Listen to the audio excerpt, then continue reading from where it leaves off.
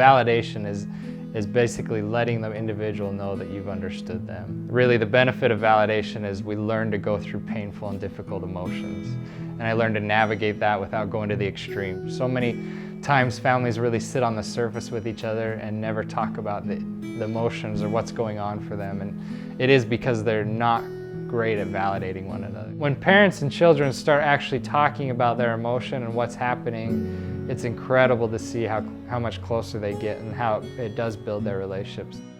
The first level of validation is being present and focusing on listening or observing what the individual is saying. I heard a story the other day where a parent was sitting there reading the newspaper and the kid came up to the parent and pulled the newspaper down and grabbed the dad by the face and said, "Dad, are you listening to me?"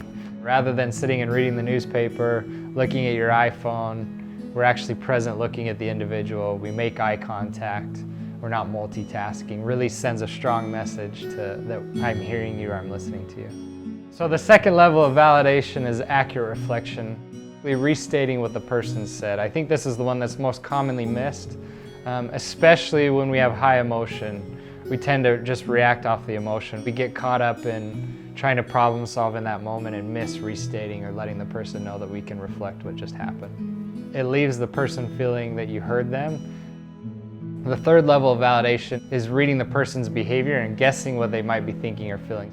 So it's just simply restating or stating the obvious that you see the individual's presenting. What are the nonverbals you're seeing from that individual? I can be sitting there stating that I'm fine, but I may have my legs crossed and my arms folded. So the indicator of that is there's probably more going on. Sometimes you're stating the obvious, the other time is you're just trying to guess what's going on. And you'll know really quickly if it's invalidating because the response will escalate. Like, no, you're wrong, that's not what's happening. That's a clear indication that you got it wrong and you need to try something else. So you could go back to level 2 validation, which is restating what happened, or just stating that moment. Hey, it seems like you're getting frustrated with what I'm saying, your hands went in the air, what's going on? Letting them know you're aware of what I might not be saying in this moment. Level 4 validation is connecting the current issue or the current experience the individual is having to what may have happened in the past. Somebody that's been through a painful relationship is clearly going to be hesitant to enter a new relationship simply because they were hurt from the last. So it would be simply identifying that connection and making that connection for the individual. And that's really going to be validating because it's like, hey, you not only get what I'm going through now, but you get why I'm going through it now, based on the experience I'd had prior to this. Fifth level of validation is just normalizing the experience the individual has. By allowing and sitting with that person, normalizing their experience, we're actually teaching them to go through difficult or painful emotions and that be okay. Level 6 is radical genuineness. It's just being genuine with the person. We want to express hope to the individual. They're capable of change. We have admiration for the person we're talking to. We treat them as an equal. We have respect for them. So this emotion may be painful and it will get better. We let them know that it's valid and life's going to continue forward for them. When a person confides in you, they're not usually looking for advice or problem solving unless they specifically ask for it. I see parents and spouses run into this frequently. The husband will come home and the wife just wants to confide in him and tell him what's going on for the day.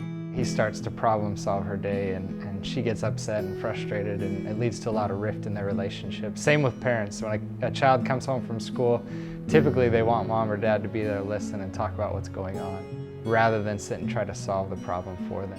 When parents react and get caught up in the moment, what starts to happen is it's now about the mom and how she got upset with me rather than about the behavior I just did that's not helping me. What you're allowing them is a space to come to you and talk about why that behavior is occurring, what process they're going through with that behavior. Couples and parents are always amazed that as I validate you, I don't have to problem solve it. What naturally starts to happen is the individual starts to problem solve. So we don't have to necessarily agree with their perspective of what they're experiencing, but we do have to understand it. That's the critical piece. What you're letting them know is their opinion or perspective is okay to have. You know, you could have a child who really struggles with going to extremes. So one extreme is they may have just thrown a tantrum and yelled and screamed at you. So you wouldn't validate that it's okay to yell and scream at me. What you would validate is it makes sense that you're frustrated and upset after what just happened. The message to the individual is, you may have made a really dumb mistake, but you're still my daughter and I love and care about you. And it doesn't have to be said that way, but that's what validation will help you understand. Increase in tantrums, increase in self-harm, increase in drug use. Those are times you actually want to increase validation with your child, because you're going to allow them the opportunity to problem solve and learn from their mistakes. A family that's going through a divorce, parents need to increase their validation with their child and let them know that, hey, we understand this is difficult, what we're going through as a family. It's scary, our structure in the family's changed, there's more environmental stress that's happening. And by acknowledging that and increasing the validation that child receives from their parents will help them get through that difficult time. The other time to increase it is when there's a presence of escalating emotion. If your daughter comes home, she's frantic, she's panicked, disappointment, sadness, maybe she's fearful about experience she just had that day, that's when you'd actually validate them. No, I can see you're frustrated, I understand what's going on. Try to let them know that it's okay to feel what they're feeling. We've got to understand what we're doing that weakens our relationships or gets in the way of our relationships if we want to make them better. Some common types or examples of invalidation are rejecting what the individual is saying. We criticize, lecture, nag. We think somehow that's going to increase the behavior, but it typically decreases it because we're not allowing the individual to problem solve. We think we have to do it for them. A lot of times we'll wonder why there's a problem or issue in our family, and we're missing that it's actually because of what we're doing or saying or how we're responding. Ways invalidation impacts us: we don't learn to trust ourselves. We tend to question and often feel very fearful or anxious about where we're at in ourselves. People that are insecure often come from invalidating environments because they haven't learned to trust what they think or what they feel. The second is problem regulating emotions. I may overreact or underreact for the situation because nobody ever taught me how to do that differently by letting me know what I'm feeling is typical or normal, so I jump to the extremes to deal with it, rather than often just allowing the experience to happen. We often talk about picturing emotion as a wave. It comes and it goes, and a lot of people don't learn that because it's never been okay for that to happen in their lives. Number 3 is become highly sensitive to failure, perfectionism, forms of unrealistic goals. Life becomes based on not who you are, but what you do. And so I start to be very sensitive to, I messed up, which means I'm not successful and I'm not important. Number 4 is responses to and view of the world are not accurate. So the way I'm responding, the way I see things, I always am questioning if that's accurate or not accurate.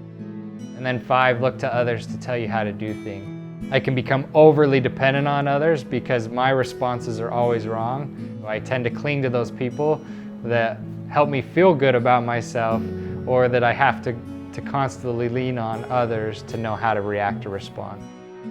Individual the other day, she had a lot of friends and a lot of people she was hanging out with, but the thing that she kept coming back to is this saying that I was alone in a crowd. It was amazing to see as her and her parents took the validation principles and started working on them, how she now realizes I can go to my parents and feel loved and accepted because they validate me. It's amazing as I watch parents and children when they start to get this concept and this idea that really all I have to do is validate my daughter and she's gonna feel understood. It's amazing to see how that actually brings the family closer together. If you're feeling misunderstood, if your child's feeling misunderstood, validation's an easy way to bring the relationship together and to let the person know I understand you and I care about you.